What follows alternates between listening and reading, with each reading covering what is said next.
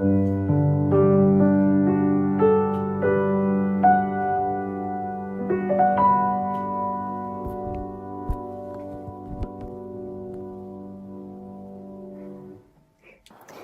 are you? I'm Li Lei.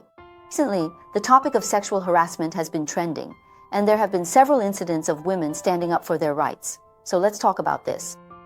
It's been a reality for years. A media friend surveyed and found all women he knew faced harassment.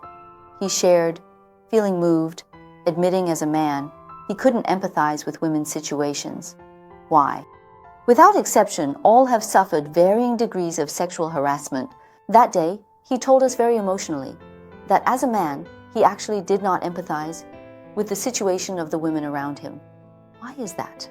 Facing sexual harassment, it's a long process of acceptance for everyone. I was in a situation where someone I considered a mentor hugged and kissed my hair. I wasn't angry or loud. I was stunned. I didn't know what was happening or how to respond. Years later, I learned it was sexual harassment. Many women have similar experiences, not resisting or talking about it. Some fall into guilt and self-doubt, wondering if it was their fault, if they said something wrong or wore a short skirt.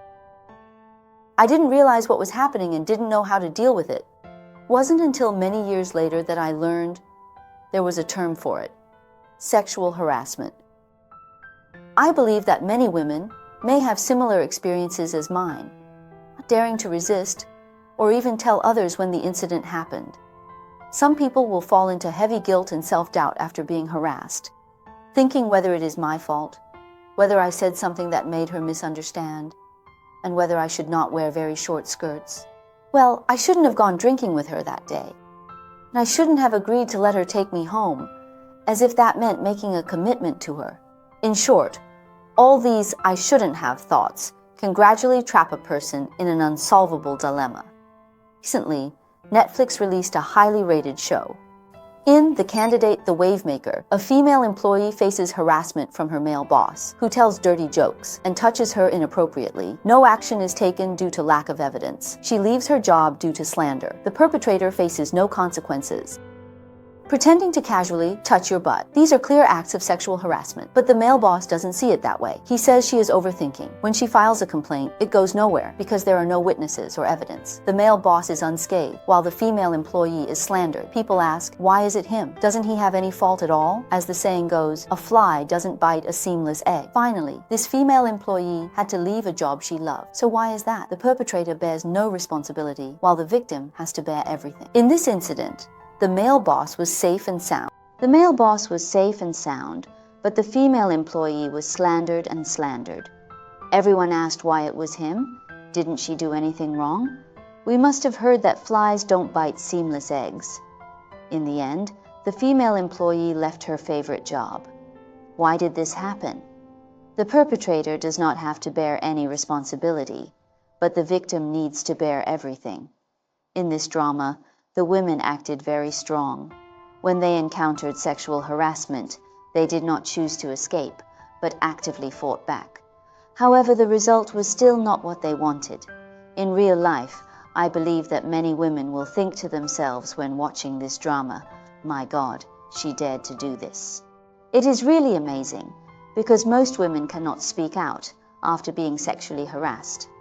The perpetrators will never know how much courage a woman needs to speak out publicly about being sexually harassed in this patriarchal society, how long a psychological struggle she has to go through, and how much pressure from public opinion she has to endure afterwards. In a book by Japanese professor Chizuko Ueno, it is said that although it is very difficult to admit that you have been victimized and that you are in a weak position, I do not think this is a sign of cowardice and weakness. On the contrary, it is very powerful, because most people cannot even say anything to resist when faced with such a situation. Because the whole society has a tendency to be misogynistic. It's not just men who think that there's nothing wrong with their own behavior. Even women can suffer from misogyny. There's a common psychological basis here, which is that everyone hates the weak and the incompetent. So Chizuko Ueno said that it's your own pain. If you feel pain, you should cry out. Human dignity starts from here. Be honest with yourself and don't deceive yourself. If a person can't believe in and respect his own experiences and feelings, how can he believe in and respect the experiences and feelings of others? Therefore, it's not a sign of weakness for a self-proclaimed victim to frankly admit that I have experienced all this. On the contrary, it is a proof of strength. Whether you are a man or a woman, whether you are masculine or feminine, when you are in a weak position, you will experience unfairness. In fact, all this has nothing to do with gender.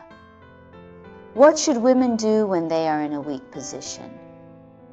As a woman, I have come to understand that it is important to acknowledge and express my anger. Contrary to what society may have taught me, being angry does not make me a bad person or less feminine. In fact, it shows that I am aware of my emotions and am willing to confront the situations that have caused me to feel unfairly treated or hurt. While expressing anger alone may not always lead to a resolution, it serves as a catalyst for self-reflection and understanding of the circumstances that have caused these feelings. It is through this process that I can take actions to stand up for myself and make changes that improve my situation.